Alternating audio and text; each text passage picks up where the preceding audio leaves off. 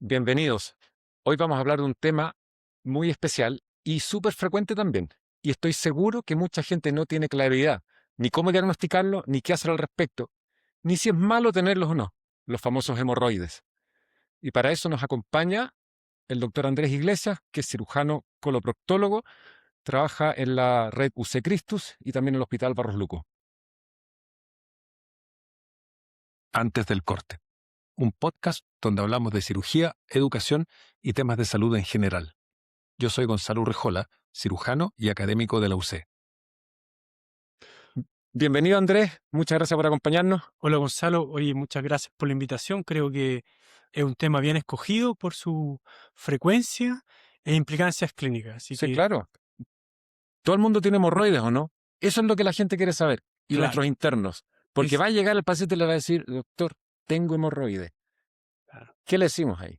es un buen punto para comenzar la conversación porque efectivamente todos tenemos hemorroides y las hemorroides son normales. Es cuando estas se vuelven sintomáticas y molestas, cuando le llamamos enfermedad hemorroidal. Pero antes de eso son un órgano que todos tenemos y están compuestos de una mezcla entre arterias, venas que forman un plexo contenido en un tejido conectivo que ayuda también de sostén de este paquete.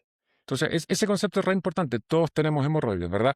O sea, resumiendo, el hecho de ser humano implica que uno tenga hemorroides. Necesariamente lo vamos a tener.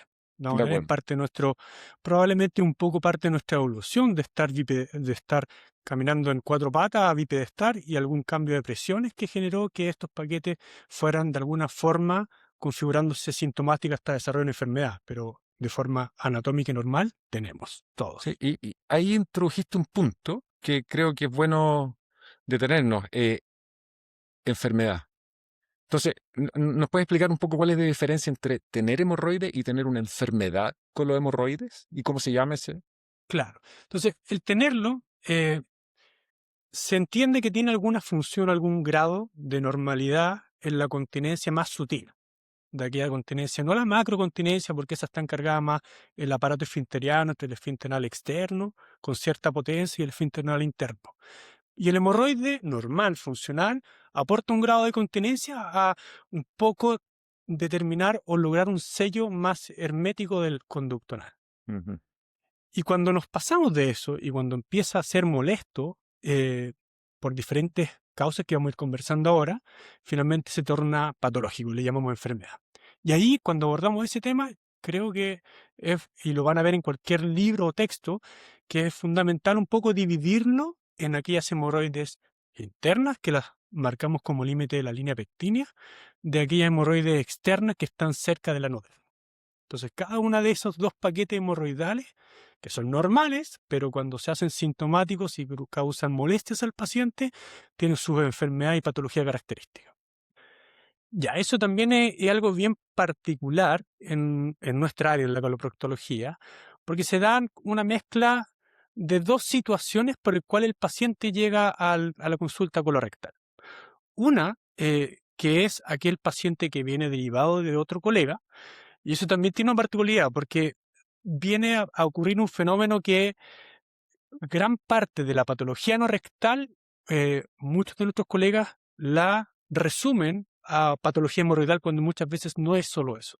O podría ser una fisura o un absceso y es confundido y finalmente se denomina como hemorroides y nos llega con ese diagnóstico y finalmente no lo es. Entonces, Es decir, o sea, el paciente o incluso el médico que lo está exacto. tratando cree que dolor en el ano es igual a hemorroides y lo envía con sospecha de hemorroides. Exacto, muchos síntomas, dolor, picazón, incluso picazón, uno dice, ¿por qué? Eh, eh, do- eh, un absceso es confundido con hemorroide. Hay muchas patologías que finalmente llegan a nosotros con el diagnóstico o tabulado desde ya como hemorroide. Y eso es sumamente importante tenerlo presente al momento de recibir a este paciente, por mucho que haya sido derivado de otro especialista, para tener, al momento de enfrentarlo, la mente abierta y pensar que efectivamente y muy probablemente sea patología hemorroidal, pero no dejar de descartar de antemano que tenga otra enfermedad, porque pudiera ser otra patología. Claro, hay muchas otras cosas y de repente cosas mucho más graves. Entonces yo creo que ese punto es muy importante confirmar el diagnóstico, aunque venga derivado de quien venga, Exacto. no simplemente tratarlo. Y descartar el cáncer colorectal a todos los pacientes que vengan con hemorroides, o tú dirías que hay algunos grupos donde uno puede quedarse tranquilo nomás con el diagnóstico, porque estoy pensando que quizás médicos generales o internos que nos escuchen van a decir que tenemos que pedirle una colonoscopía o un estudio más detallado a los pacientes cuando consultan por hemorroides. Pero ¿es necesariamente así o no? ¿O tenemos algún sí y algún no?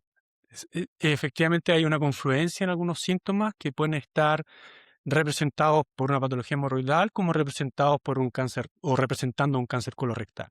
Entonces, la idea es tratar de diferenciar cuáles son aquellos pacientes que están en una mayor zona de riesgo de tener un cáncer colorectal como causa de sus síntomas o como enfermedad asociada. Entonces, finalmente tenemos que de alguna forma hacer una buena historia de anamnesis y lograr rescatar a aquellos pacientes que tienen un muy bajo riesgo de cáncer colorectal asociado de aquellos que tienen un riesgo intermedio o elevado. Por tanto, una herramienta muy fácil, por ejemplo, es la edad.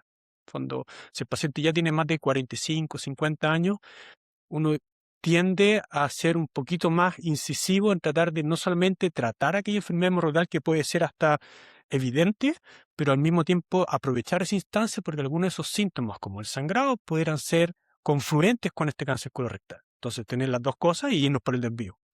Por otro lado, si tuviéramos que sé yo, un paciente de 25 años con una sintomatología clásica de enfermedad hemorroidal, eh, y que lo tratamos y finalmente ese paciente resuelve sus molestias con el tratamiento que le estamos dejando enfocado en la enfermedad hemorroidal, tal vez ese paciente no es necesario hacer un diagnóstico más exhaustivo para descartar, por ejemplo, con una colonoscopia, una neoplasia. Hay factores de riesgo como en la edad y otros factores de riesgo que son grupos más puntuales, por ejemplo, si estamos enfrente a un paciente que tiene una enfermedad inflamatoria intestinal, que es un grupo de pacientes que tiene más incidencia de cáncer o alguna patología, un cáncer hereditario, por ejemplo, un paciente que tiene un síndrome de Lynch o algún familiar con una poliposia adenomatosa familiar ya no lo tiene diagnosticado. Entonces hay que poner un poco atención a cuál es el entorno de este paciente y cuáles son sus antecedentes propios también. De acuerdo. Y dijimos que el diagnóstico clínico, bueno, era básicamente mirando, ¿verdad? Y escuchando la historia del paciente. Por lo que tú nos acabas de decir, los síntomas son el sangrado, protrusión de una masa anal o molestias diversas que pueden ir desde la picazón hasta el dolor, Sí, ¿verdad? Cambios de hábito intestinal. ¿Y de qué manera clasificamos todos estos síntomas? Porque parece que es una olla llena de cosas. exacto. ¿Cómo lo podemos organizar?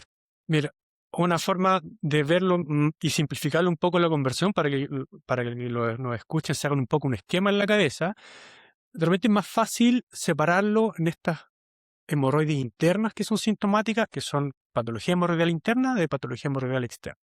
Entonces, partiendo por la segunda, patología hemorroidal externa, tenemos que entender que el plexo hemorroidal externo está compartimentalizado por el músculo corredor del ano, que es un músculo que finalmente le da, por así decir, los pliegues del ano. Y en forma súbita, sobre todo en situaciones de contracción muscular del esfínter anal, por ejemplo, pacientes toseadores crónicos o levantamiento de pesas, o en situaciones en que el paciente estuvo haciendo pujo o mucho rato sentado en el baño con una congestión venosa y una estasia venosa consecuentemente a ello, produce un trombo. Y ese trombo produce una distensión de la cápsula que contiene todo este plexo hemorroidal.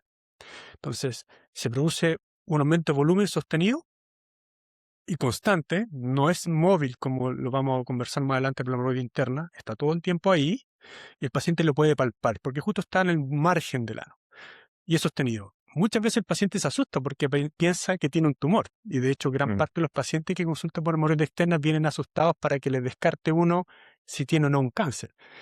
Eh, y produce dolor.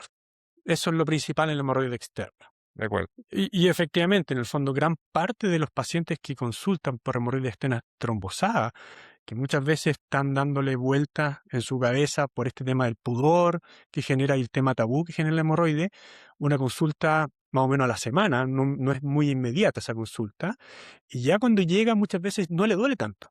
Porque si bien ese trombo en disolverse completamente pudiera tardar hasta 2 meses, eh, la tensión inicial de ese hemorroide, ese trombo contenido en esta cápsula, es el que produce el dolor.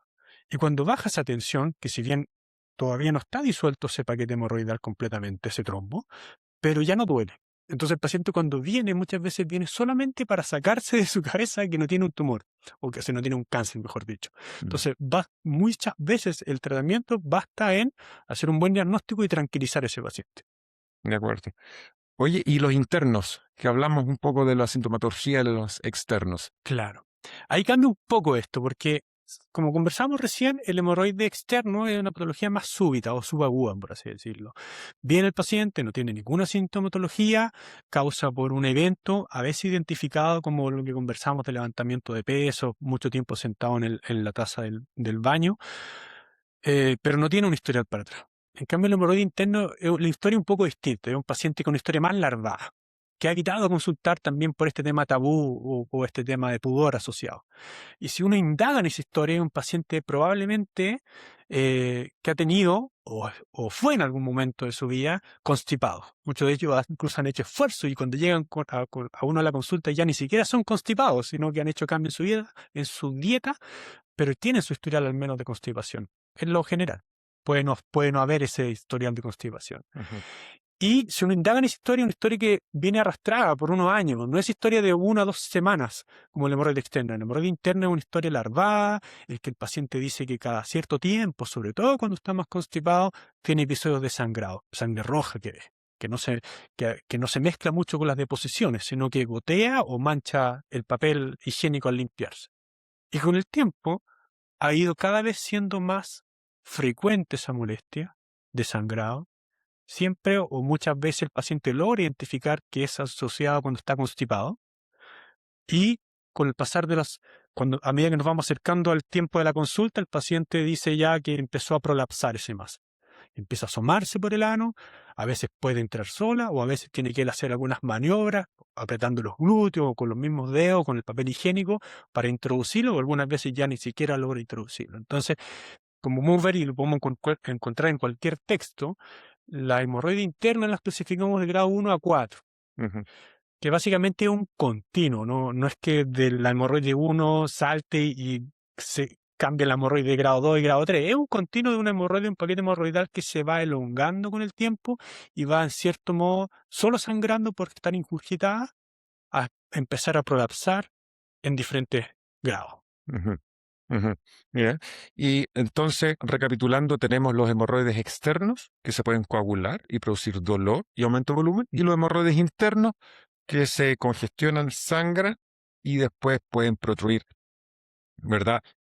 Con sangrado o sin sangrado, Exacto. desde una protrusión inicial que se entra sola hasta lo que tú mencionaste que tenemos que con el dedo, ¿verdad?, reintroducirlos de nuevo al recto. ¿Y cómo lo tratamos? Me imagino que esa clasificación tiene alguna correlación con distintos tratamientos, porque son enfermedades muy distintas por lo que parece, ¿verdad? Tener un coágulo doloroso alrededor del ano versus tener parte de una tripa que se está prolapsando. Es cierto. Y también para simplificar un poco la conversación, me es más fácil partir por la hemorroide externa porque es mucho más breve la conversación ahí. Considerar que esto, primero entender que lo más probable por lejos es que tenga una resolución espontánea sin intermediar. En el fondo, esa hemorroide externa, al menos en un periodo que varía entre algunas semanas a 2 meses, eso va a desaparecer. Va a desaparecer, Va no a hay ir que hacer nada. reabsorbiéndose. La gran mayoría, finalmente, el paciente es tratado con medidas que alivian síntomas, porque sabemos que la resolución de ese paquete hemorroidal va a ir en forma espontánea a la reabsorción. Y concentrémonos en eso un poco. ¿Cuáles son las medidas que alivian síntomas? O sea, medidas que yo le dejaría a cualquier paciente con hemorroide, donde, por lo que estoy entendiendo, tú estimas que no es necesaria o no es prudente una operación. Ujú. Uno, entender que este paquete hemorroidal trombosado va a estar tensionando la cápsula que lo contiene, que es anodermo, y a veces es frágil.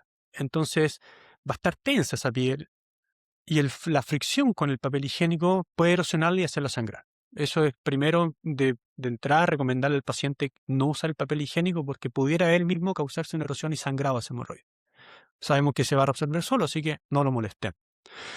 Segundo, si el paciente defeca más indurado, tiene algún esfuerzo defecatorio, por supuesto va a ser más molesto para él. Entonces, dar algunas medidas como dieta rica en fibra o bajar aquellos alimentos que constipan un poco más al paciente, como son los carbohidratos, arroz, fideos, papa, también el plátano y la zanahoria, Ujú. son alimentos que tienden a constipar más al paciente.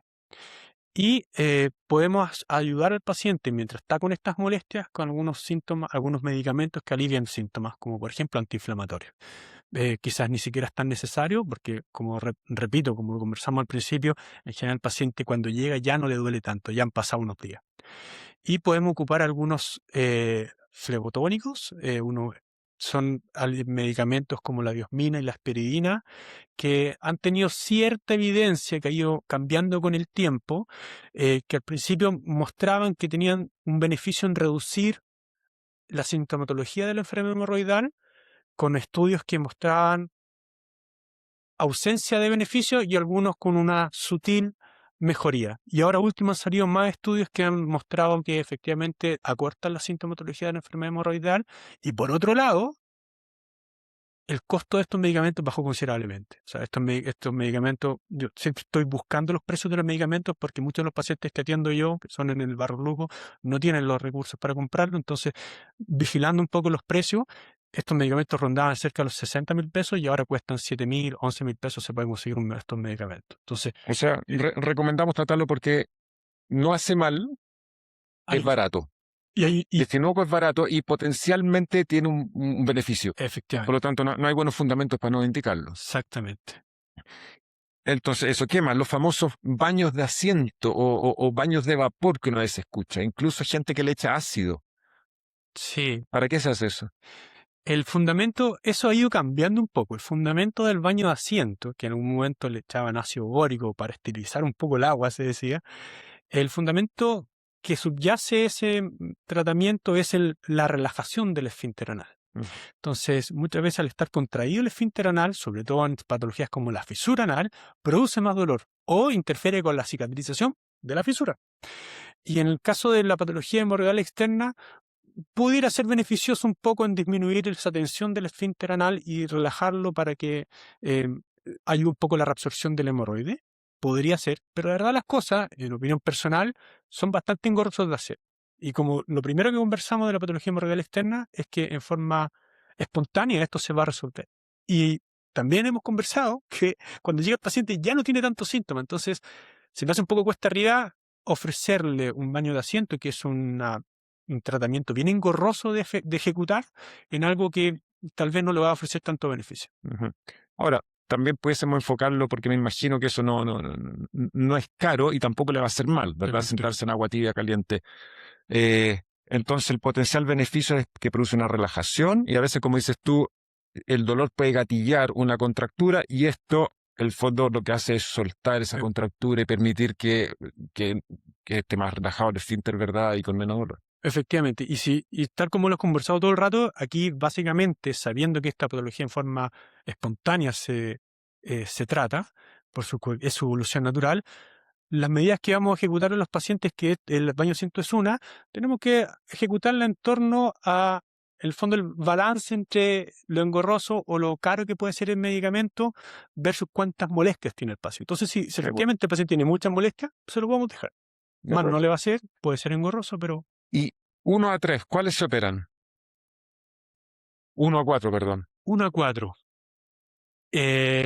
4, necesariamente tienes que operarlo porque las medidas intermedias, que son procedimientos que se llaman procedimientos de box o de oficina, como los vamos a discutir más adelante, no van a lograr reducir o aliviar los síntomas. Perfecto, 4. 4 van a necesitar operarse.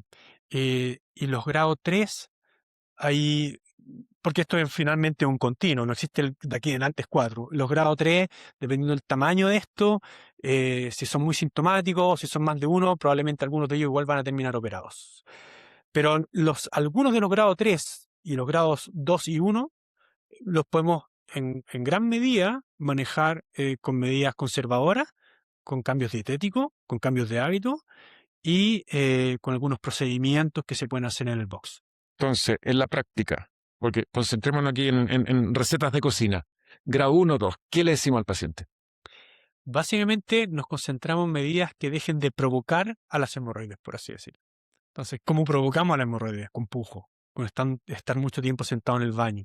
El estar sentado en la taza del baño relaja el piso pélvico, parte del piso pélvico ayuda al sostén de los paquetes hemorroidales, entonces al estar relajado se ingurgitan, prolapsan. El estar mucho tiempo sentado en el baño se combina con situaciones intermitentes de pujo para poder defecar.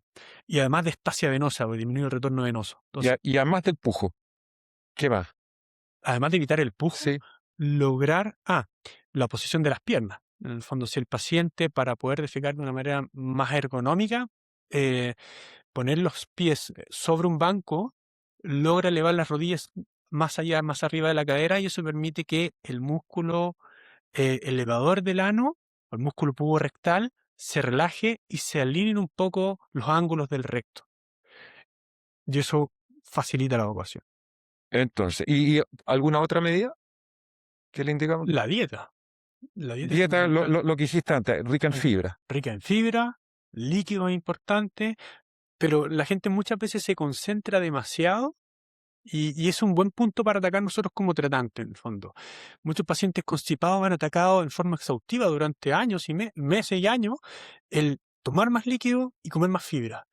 Pero se le olvide que para poder defecar blando es una combinación de lo que yo agrego para comer, pero también de lo que quito. Entonces también hay que enfocarse mucho y básicamente gran parte de la conversación que yo utilizo es retirar las cosas que lo ponen estírico, porque los pacientes culturalmente estamos muy concientizados de que agregar fibra y líquidos ablanda la deposición. Es correcto, pero también hay que retirar lo que te constipa.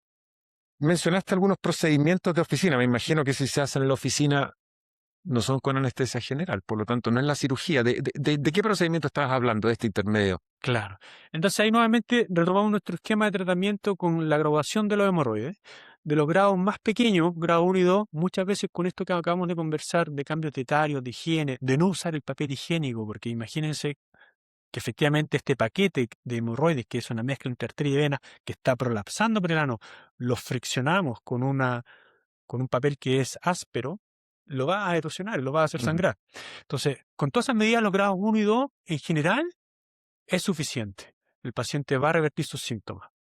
Y los grados 2 que no responden, o grado 3, los podemos ya desde ya combinar con algunos procedimientos que se llaman de oficina o en box, que son mezclados con sedación o algún grado de analgesia.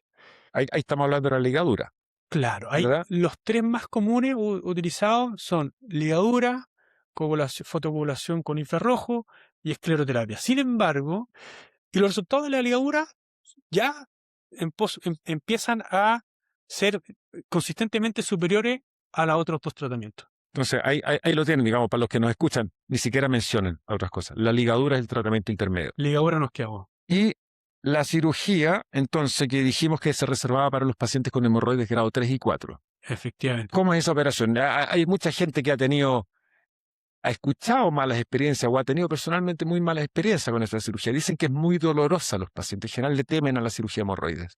Sí, de hecho, el gran problema de la cirugía de la hemorroidectomía es el dolor postoperatorio.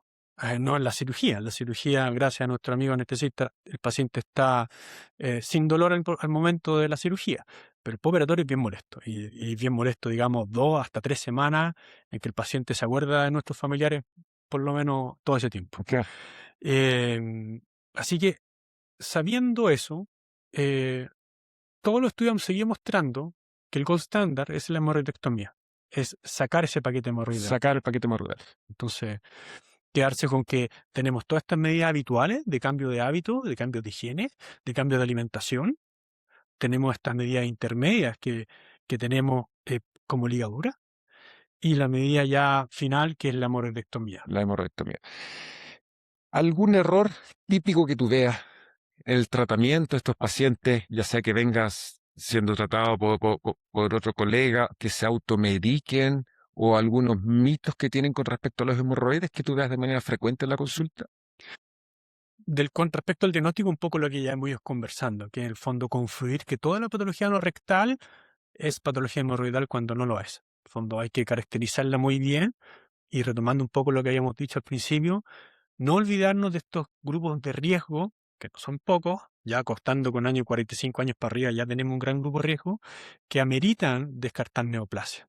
Eso es importante. No solamente patología anorrectal, sino patología colorectal. Y ese sangrado puede venir de un tumor, pero puede ser una enfermedad inflamatoria intestinal también. Es un error diagnóstico. ¿Y qué hay del mito del ají? Para los que nos encanta comer ají. ¿Lo seguimos haciendo? ¿Aumenta el riesgo de tener hemorroides? Y ¿O no tiene nada que ver? estoy sesgado también ahí, porque a mí me gusta mucho el ají. No, el ají no aumenta las hemorroides. Son todas las otras cosas que hemos conversado. La falta de ejercicio, el tránsito intestinal, el pujar, el estar mucho tiempo sentado en el baño y algunos factores hereditarios, pero son los menos, que aumentan el riesgo de patología hemorroidal, pero el ají no te aumenta o no te ingurgita esa hemorroide. Lo que puede hacer el ají es que al defecar esta capsaicina te produzca alguna irritación de alguna herida que ya esté, como por ejemplo una fisura anal o como por ejemplo un paciente que tiene un prurito secundario, a lo mejor a un hemorroide que está irritando su piel, pero básicamente va a causar mayor picazón o comezón o irritación de algo ya presente, pero no lo va a provocar. Exacto. Entonces, la capsaicina puede que arda, pero no va a agrandar, No. ¿cierto? Estas estructuras vasculares de venas y arterias. Puedes Eso seguir comiendo ají. Si no le molesta. podemos seguir comiendo ají. Oye, bueno, ha sido una buena conversación, nos hemos extendido en lo hemorroides. ¿Algún mensaje final, un mensaje clave para nuestros médicos en formación? Sí, yo retomaría la oportunidad diagnóstica. Entendemos que la patología no rectal muchas veces podría ser no tan fácil de diagnosticar. Hay situaciones en que hay una fisura que está muy escondida y que la historia clínica es característica de este dolor al defecar y una línea en las deposiciones que es característico de fisura y finalmente al examinarlo no es tan fácil pillarlo y podemos confundirlo y pensar que es una hemorroide. Eso por un lado. Entonces, no pensar que todo es hemorroide, tratar de indagar un poquito más en las otras patologías anorrectales, pero más importante que eso, porque en el peor de los casos, el paciente va a seguir con sus síntomas y lo va a derivar y finalmente se va a tratar. Más importante de eso es no perder la oportunidad diagnóstica de una neoplasia colorectal asociada. Y confluye mucho, porque ese paciente probablemente no es un paciente tan joven. La patología hemorroidal se concentra entre los 45 y los 65 años. Ahí está el concentrado. Y ya desde esa edad en adelante empieza a aparecer la incidencia colorectal. Entonces, no perder esa oportunidad diagnóstica del cáncer colorectal. O frente a la duda, pedir una interconsulta, ¿verdad? Y- Derivarlo al especialista para no solicitar una colonoscopia, entendiendo los problemas que tenemos como país, ¿verdad? Problemas de salud pública, las gigantescas listas de espera de colonoscopia. Entonces, si hay duda, amerita que lo vea un cirujano coloproctólogo. Sí. Yo muchas veces lo que hago cuando tengo una duda intermedia y un paciente que no está en una clara edad de riesgo, supongamos un paciente de 35, 40 años que tiene sintomatología de hemorroide, algunas veces lo que hago es la trato y le digo, vamos a ver cómo con el tratamiento. No quiero pedirte la colonoscopia al tiro, pero la tengo en mente. Y si todos los síntomas se nos resuelven de aquí a estos 2 meses, la dejamos de lado. Tenemos un camino intermedio, pero siempre está ahí, dándole vuelta a la idea de que puede haber algo neoplásico escondido y que es muy prevalente. A ver, un ensayo de tratamiento para ver si los síntomas remiten, Exacto. para contribuir con el diagnóstico. Sí. Bien, pues, muchas gracias. Ha sido muy útil, así que esperamos vernos en algún otro episodio. Gracias por la iniciativa, Gonzalo.